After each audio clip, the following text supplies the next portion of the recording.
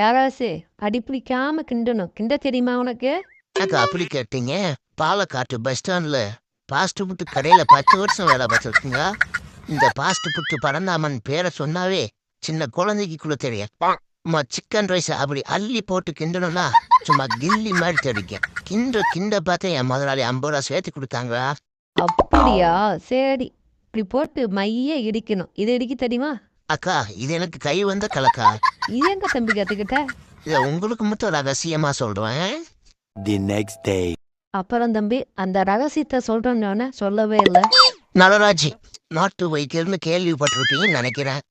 இல்ல தம்பி, அப்படி யாரும் எனக்கு தெரியாது. நல்லதா போச்சு. என்னக்கா அவரை தெரியாதுன்னு சொல்லிட்டீங்க? சேலத்திலே பெரும் புள்ளிக்கு அவரு. ஒரு 15 வருஷத்துக்கு முன்னாடி நைட்டு 11 மணிக்கு மேல எந்த டிவி சேனல் போட்டாலும் அவரு தாங்க வருவாரு.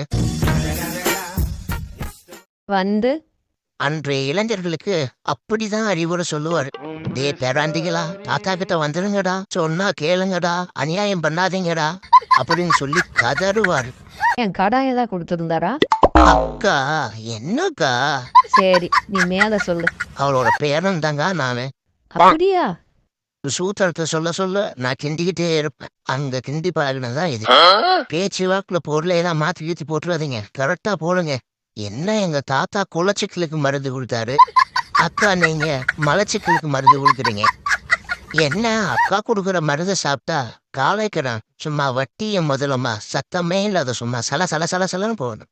பேசிக்கிட்டே ரொம்ப நேரம் கிண்ண மாதிரி இருக்கு பாருங்க, கை வலிக்குது. இந்த பப்பாளியை சாப்பிட்டு இன்னும் கொஞ்ச நேரம் கிண்டு சரியா போயிடும். போதுங்களா? பாக்குறேன். போதும், சும்மா பூ மாதிரி வந்துடும்.